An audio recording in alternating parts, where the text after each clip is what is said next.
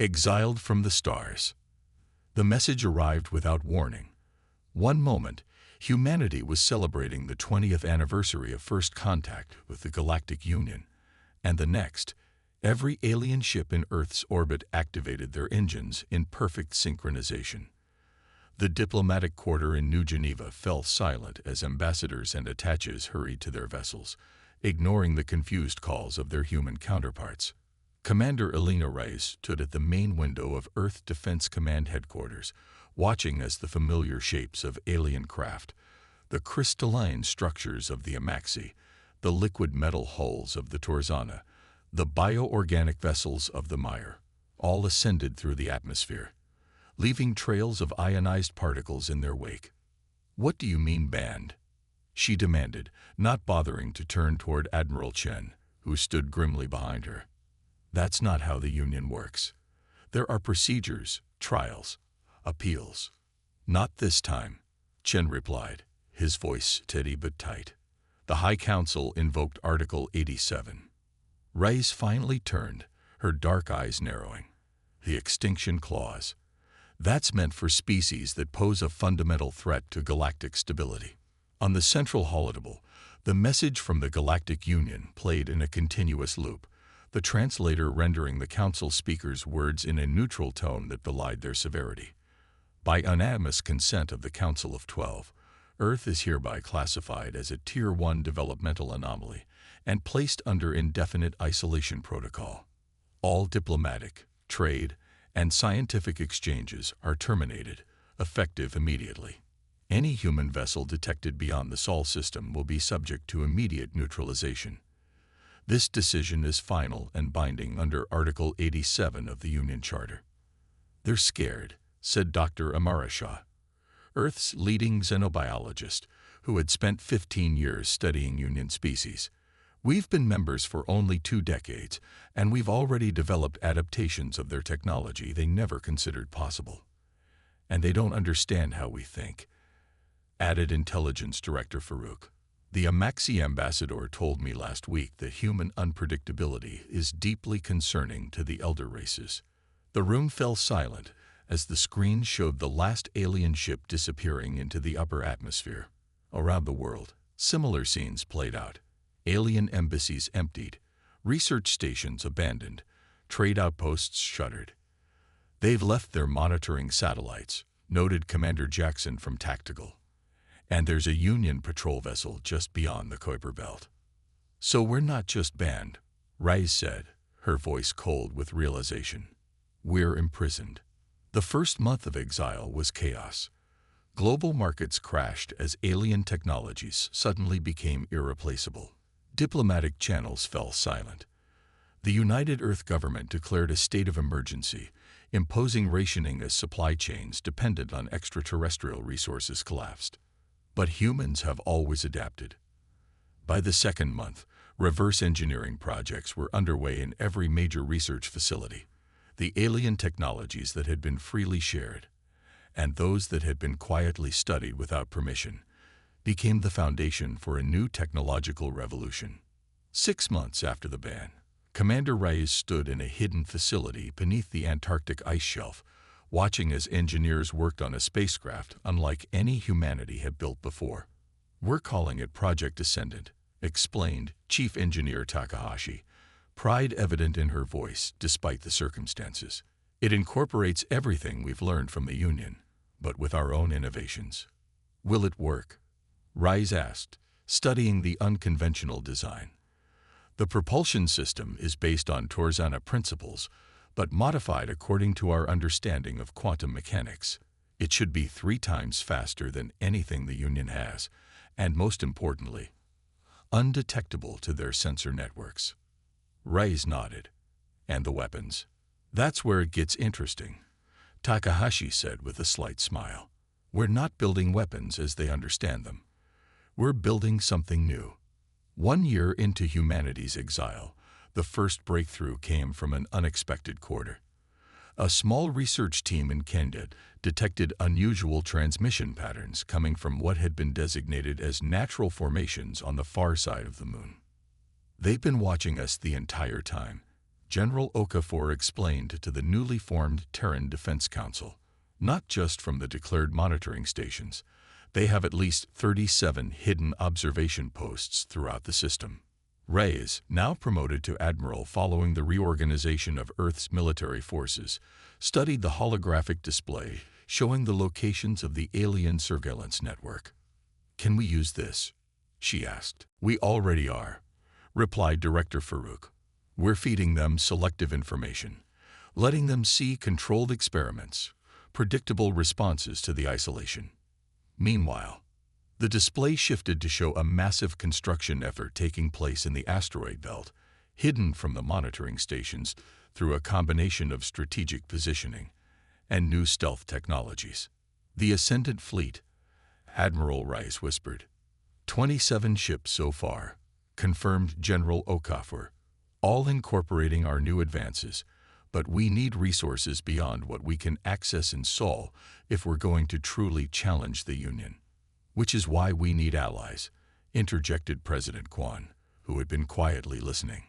"The Union may present a unified front, but our intelligence suggests there are factions who opposed our banishment."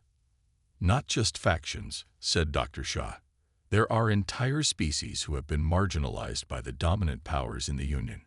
Groups who might see an alliance with humanity as advantageous." Admiral Rice looked around the table. "You're suggesting we make contact to spite the ban?"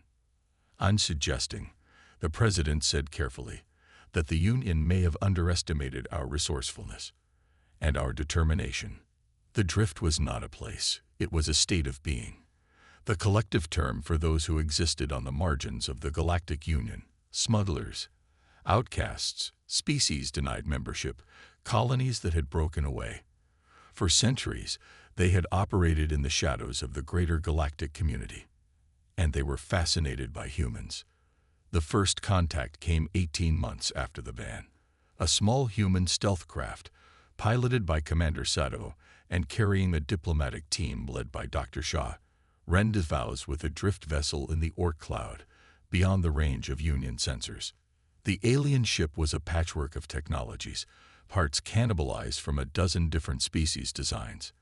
Its captain was an Ixeri, a serpentine species with iridescent scales and 4 arms, named Tessic. "We've been waiting for someone to challenge the Council's authority for a long time," Tessic said after the initial introductions. "Most species, when banned, simply accept their fate. They don't build a secret fleet within 2 years." Dr. Shah smiled diplomatically. "Humanity values its independence. The Council fears you," Tessic continued, multifaceted eyes gleaming. "The elder races pride themselves on their deliberate evolution. Careful, planned advances over millennia. Then humans arrive, adapting and innovating at a pace they find disturbing. We need resources," Commander Sato said directly. "Materials we can't obtain in our system without alerting the monitoring stations." Tessic's scale-lined mouth curved in what the humans recognized as a smile. "The drift can provide. But we will want something in return." "Technology?" Dr. Shah asked. "Partnership," Tessic corrected. "When humanity breaks free, and you will, the drift wants to be there alongside you. Equal allies in whatever comes next." Commander Sato and Dr. Shah exchanged glances. This was beyond their authority to promise, but also beyond what they had hoped for. "We can discuss terms," Sato finally said. 3 years after the ban, the Sol system was transformed. Outwardly, Earth appeared to be struggling under isolation. Carefully orchestrated signs of technological regression and resource scarcity were visible to the Union's watchers. But beneath the surface of planets, moons, and asteroids, a revolution was brewing.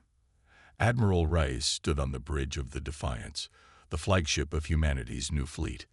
Through the viewscreen, she could see the other vessels of Battle Group Alpha, sleek, dark ships that incorporated both alien principles and uniquely human innovations.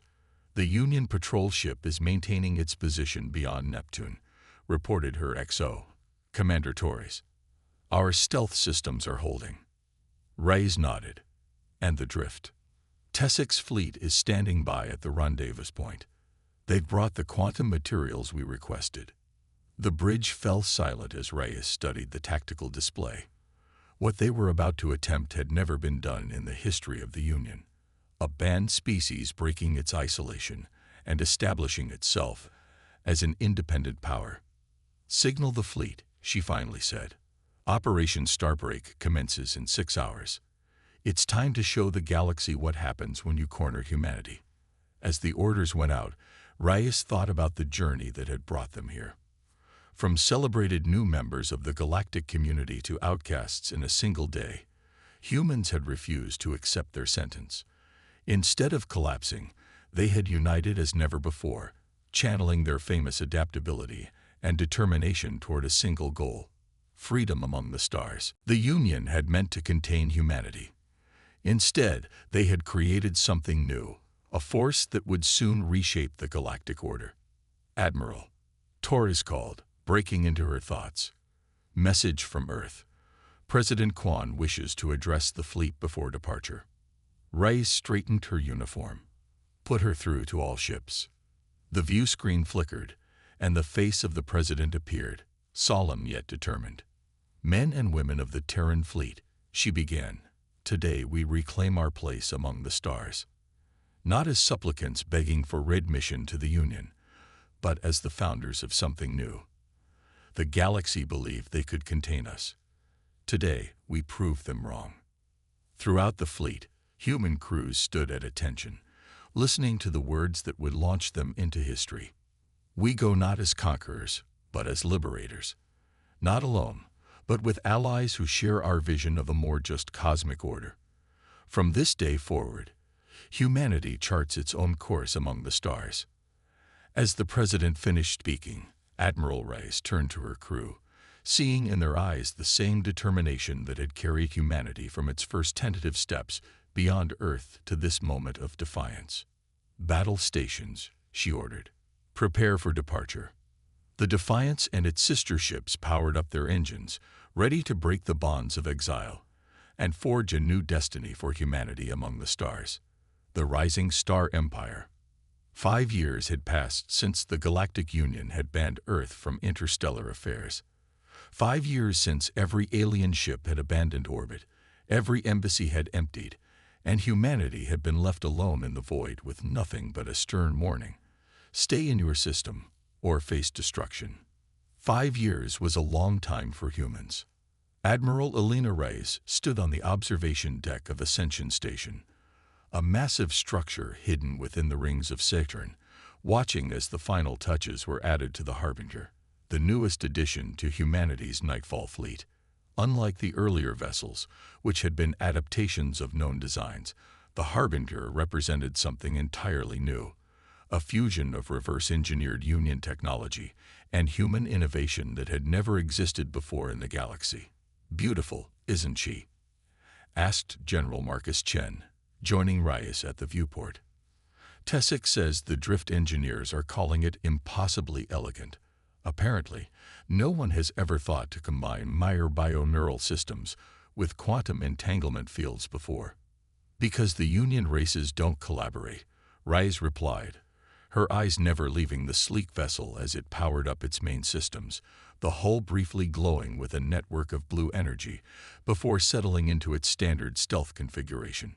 "They're too concerned with maintaining the status quo." "Their mistake," Chen said with a tight smile. "Are we still on schedule?" Reyes nodded. "The drift forces are in position. Our deep cover operatives have confirmed the Union defensive grid has the vulnerabilities we predicted. And most importantly," she tapped her datavad, bringing up a classified intelligence report, "the Council remains fractured on the human question." The report detailed growing dissent within the Galactic Union. Several younger species had begun questioning the wisdom of banning Earth, especially as smuggled human innovations began appearing in frontier systems. The rigid hierarchies that had defined Union politics for millennia were showing signs of strain. "Then it's time," Chen said, his voice solemn. "The president is waiting in the war room." As they made their way through the station, Rise reflected on the journey that had brought humanity to this moment.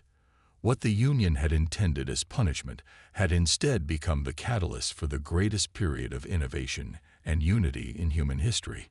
Without the constraints of Union protocols and oversight, human scientists had made breathtaking advances, combining alien principles with human creativity in ways the older species had never imagined. The war room was carved from an asteroid's core, reinforced with materials developed using drift technology and human metallurgical advances. Around the central holotable stood the leaders of humanity's resistance: President Kwan, now in her second term; Dr. Shah, whose xenobiology team had revolutionized human medicine using alien principles; Director Farouk, whose intelligence network had infiltrated even the highest levels of Union security; and Chief Engineer Takahashi, whose innovations had made the Nightfall fleet possible. Joining them via secure quantum link was Tessic, now High Commander of the Allied Drift Forces, along with representatives from a dozen non-Union species who had thrown their lot in with humanity. "The moment has come," President Kwan began without preamble. "For 5 years we have prepared. We have built. We have planned. Today we take our future back." The holotable illuminated, showing a detailed map of nearby space. At the center was the Sol system, surrounded by a network of Union monitoring stations. Beyond that, strategic positions were marked: Union outposts, patrol routes, and most importantly, neutral systems where support for the Union was weakest. "Operation Daybreak proceeds in 3 phases, Admiral Rise explained, gesturing to the map. "First, our stealth vessels will neutralize the monitoring network around Sol, creating a blind spot in Union surveillance. Second, the drift forces under High Commander Tessic will create diversionary conflicts in these sectors, drawing Union response fleets away from our primary targets. And third," continued General Chen, "the Nightfall fleet will secure these 7 star systems, establishing what we're calling the Free Space Corridor, a direct challenge to Union authority and a sanctuary for any species wishing to join our cause.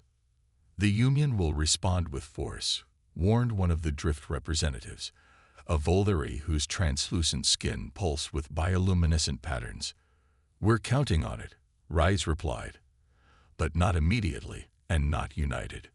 Our intelligence indicates at least 3 factions within the Council will argue for negotiation rather than confrontation. That hesitation is our window," President Kwan concluded. "While they debate, we build. While they posture, we strengthen our position. By the time they reach consensus, the Terran Star Republic will be an established fact." The first phase of Operation Daybreak began in silence. 12 stealth vessels, each barely larger than a pre-contact shuttle, but incorporating the most advanced technologies humanity had developed, slipped past the Union patrol ship beyond Neptune's orbit. Using gravitational slingshots and short, undetectable quantum jumps, they'd reached their targets, the network of monitoring stations placed throughout the Sol system. Each station was neutralized with surgical precision. No explosions, no destruction that might trigger alarms. Instead, the human operatives used targeted electromagnetic pulses and specialized computer viruses to blind the Union's eyes. Within 6 hours, every monitoring device in the system had been compromised, now feeding looped data to their controllers. For the first time in 5 years, humanity could move freely without observation. The second phase launched immediately. As Union sensor operators began detecting unusual activity in distant sectors, their patrol fleets responded as predicted, rushing to contain what they believed were unrelated border skirmishes and pirate raids. The drift forces, using hit-and-run tactics developed alongside human strategists, drew Union ships further from their bases, stretching their response capabilities thin. 3 days later, when Admiral Reyes gave the order for the Nightfall fleet to move, the path was clear. The Battle of Proxima Centauri lasted less than 30 minutes. The small Union outpost there, responsible for monitoring the nearest star system to Sol, had only a token defensive force, 3 patrol cruisers, and a handful of automated weapons platforms. They had never expected an attack, certainly not from the quarantined humans who were supposed to be trapped in their home system. When the Defiance and its battle group emerged from quantum space just outside the outpost's sensor range, the Union forces didn't even have time to send a distress signal before being overwhelmed by weapons they had never seen before. No casualties, Commander Torres reported as the last Union vessel powered down, disabled but intact. All enemy crew have been contained as planned. Admiral Reyes nodded in satisfaction. Secure the outpost and begin the data extraction.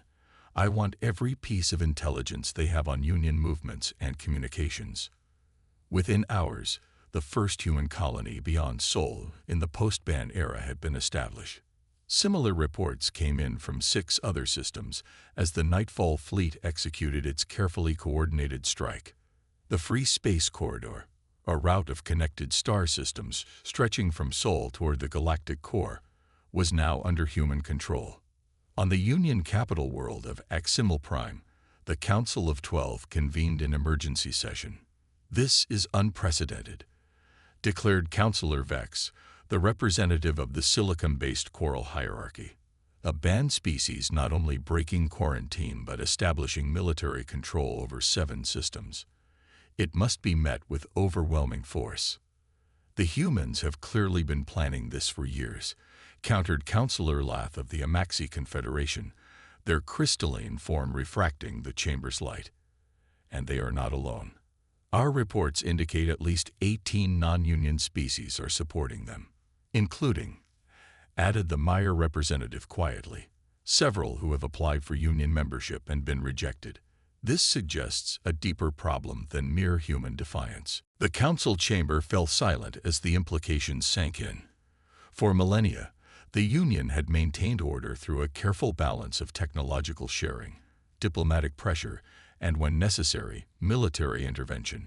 Species that couldn't adapt to the Union's carefully managed pace of development were excluded or, in extreme cases like Earth, banished. But no one had ever tried to create an alternative. "What are their demands?"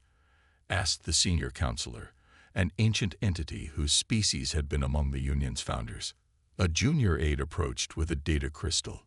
This message was broadcast from the human flagship after they secured the Proxima outpost. It's being repeated on all frequencies throughout the occupied systems. The holographic image of Admiral Reyes appeared before the council, her expression calm but resolute. "To the Galactic Union Council, 5 years ago, you judged humanity too dangerous to participate in galactic affairs. Today, we demonstrate why that judgment was both correct and irrelevant. The Terran Star Republic now controls these 7 systems, which we declare independent of Union authority. We offer safe haven to any species seeking freedom from Union restrictions on development and self-determination. We neither seek war nor fear it. The choice of what follows is yours." While the Union Council debated, humanity expanded. Colony ships that had been prepared in secret during the years of isolation now emerged from hiding, carrying settlers to the newly secured systems. Research stations were established, incorporating both human and drift technologies. Trade routes opened between the Republic systems and non-Union worlds. 3 weeks after the initial breakout, another major development shifted the balance of power. The Vex Commonwealth, a confederation of 7 species who had long maintained neutral relations with the Union, announced formal recognition of the Terran Star Republic and established diplomatic ties. The Commonwealth admires human resilience, their ambassador explained during the signing ceremony aboard Ascension Station, and we recognize that the galaxy benefits from new perspectives. The Union's policy of controlled development has stagnated innovation for too long. With the Commonwealth's support came access to their extensive trade networks and technological expertise. What had begun as a desperate bid for freedom was rapidly evolving into a genuine alternative to the Union's ancient hegemony. But the Union was not finished. After a month of internal debate, the Council finally reached consensus. The human rebellion must be crushed, lest it inspire others. "They're coming," Director Farouk reported during the emergency command meeting. 3 battle fleets, converging on the Nexus Station. Nexus Station had become the forward headquarters of the Republic forces, positioned at the junction of three strategic trade routes. If it fell, the Republic's supply lines would be severed, and their fledgling territory could be split and conquered piecemeal. Admiral Rice studied the tactical projections. Time to arrival: 48 hours for the first fleet. The others are 3 and 5 days out, respectively. They're being cautious, observed General Chen, sending overwhelming force in waves. Because they still don't understand what they're facing, Rice replied, a grim smile touching her lips. They think our advantage is merely technological. They don't realize it's philosophical. President Quan, attending via quantum link from Earth, nodded in agreement. The Union operates on consensus and tradition. We adapt. We innovate. We redefine the possible. And we have one more advantage they don't know about, added Dr. Shah, activating a secure channel to the station's research section. Project Starbridge is ready. The Battle of Nexus Station began exactly as Union tacticians had planned. Their lead battle fleet, comprising over 30 capital ships and their escorts, emerged from quantum space in perfect formation, surrounding the apparently vulnerable station. "This is Fleet Commander Jaleth of the Galactic Union," came the transmission. "Humans of Earth, you have violated the terms of your quarantine. Surrender your forces immediately, or face annihilation."